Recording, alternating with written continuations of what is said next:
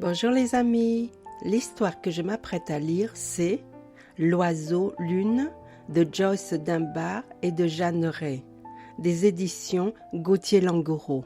Bonne écoute. L'enfant lune faisait des bulles.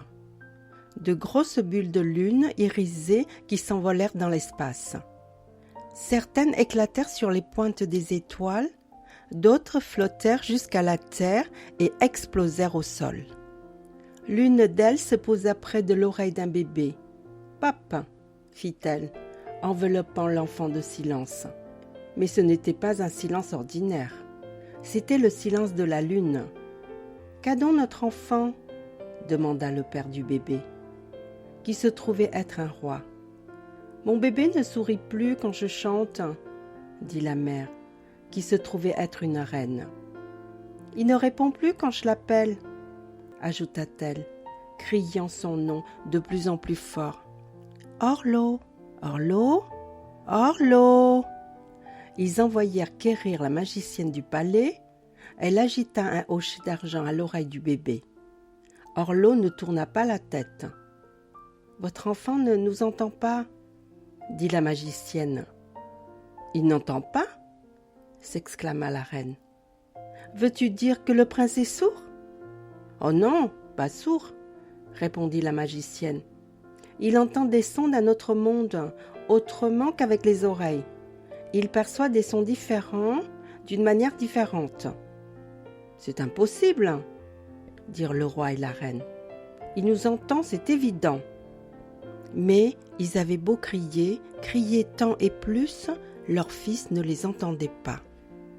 Comme il ne pouvait pas entendre, Orlo n'apprit pas à parler. Le roi et la reine avaient le cœur brisé. Comment leur enfant pourrait-il jamais devenir roi ? Orlo fut surnommé le prince silencieux. De partout, ses parents firent venir mages et charlatans pour essayer de le guérir, sans jamais y parvenir. Puis, un beau jour, alors qu'il venait d'avoir 5 ans et qu'il jouait tout seul dans les jardins du palais, Orlo aperçut un oiseau dans un arbre. C'était l'oiseau lune. Il déploya ses ailes irisées et lui parla. Orlo fut tellement surpris d'entendre une voix qu'il ne put que lui obéir. Le chant de l'oiseau lune était ensorcelant. Tous ceux qui l'entendaient se trouvaient transportés dans un jardin lunaire où poussaient des fruits et des fleurs inconnus sur terre et où les animaux détenaient des pouvoirs magiques. Tout d'abord, Orlo dormit dans ce jardin. À son réveil, il découvrit une gazelle le fixant de ses grands yeux d'eau. Tout comme l'oiseau lune, la gazelle lui parla de manière qu'il entende. « Je te parle avec les yeux et tu m'entends avec les tiens, » dit-elle. « C'est un don. Tu pourras le partager avec ta mère et ton père. » Un singe argenté aida la gazelle à s'occuper du jeune prince. Avec les mains, avec tous les mouvements de son corps, lui aussi parla à Orlo. Bientôt, Orlo sut parler avec ses mains aussi bien que n'importe quel petit singe argenté. Il pouvait s'envoyer des messages à distance, tout en bondissant d'arbre en arbre.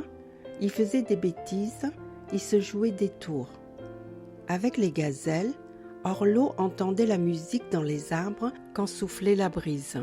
Elles appelaient cela la musique des yeux. Elles entendaient des voix dans les mares, des rires dans les feuilles, des chants dans l'herbe frissonnante. L'oiseau lune reparut soudain. « Il est temps de retourner chez tes parents, » annonça-t-il à Orlo. Très excité, celui-ci demanda « Vais-je pouvoir leur parler ?»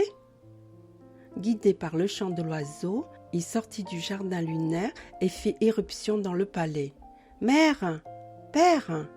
cria-t-il en se précipitant vers eux. Il leur parla de ses mains éloquentes et les écouta de ses yeux lumineux. Le roi et la reine étaient stupéfaits de voir leur fils ainsi transformé. « Orlo, où étais-tu » lui demandèrent-ils.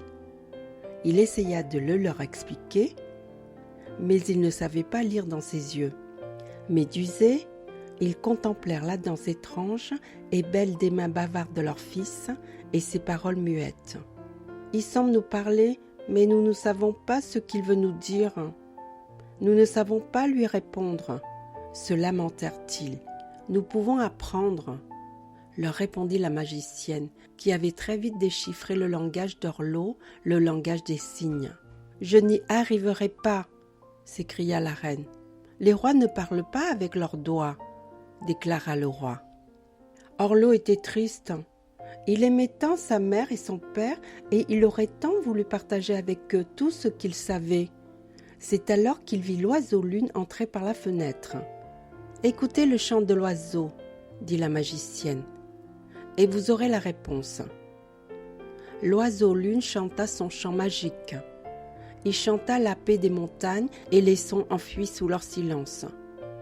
Il chanta la terre qui scintille en tournant dans l'espace. Il chanta la lune et les étoiles et les mondes au-delà de ce monde. « Que signifie tout cela ?» demanda le roi. « Je n'entends rien, » dit la reine. Mais Orlo, lui, entendait. L'enfant lune avait tout observé et se désolait d'avoir créé tant de problèmes. Que pouvait-il faire pour arranger cela? Il souffla une énorme bulle qui flotta à travers l'espace et se posa sur le royaume. Tous les habitants furent enveloppés dans le silence de la lune. Et qu'entendirent-ils dans ce silence? Avec leurs yeux, ils entendirent l'oiseau-lune chanter la terre. Dans leurs mains, ils tinrent le chant de la lune et du soleil. Dans leur cœur, ils sentirent le chant des étoiles. Ils virent, entendirent et comprirent bien mieux qu'ils ne l'avaient jamais fait. Le roi et la reine ouvrirent leurs bras à Orlo. « Comment avons-nous pu être si aveugles et sourds ?»« Papin !» fit la bulle de lune en explosant. Orlo montra encore une chose à ses parents, un pépin du fruit de lune, ramassé dans le jardin lunaire. Ensemble, ils le plantèrent dans le jardin royal. Aujourd'hui, l'arbre a 1 million d'années et l'oiseau-lune chante dans ses branches. Il chante les images que tu as dans la tête. Et voilà, c'est fini. Ça fait du bien de se détendre avec des histoires. À bientôt les amis.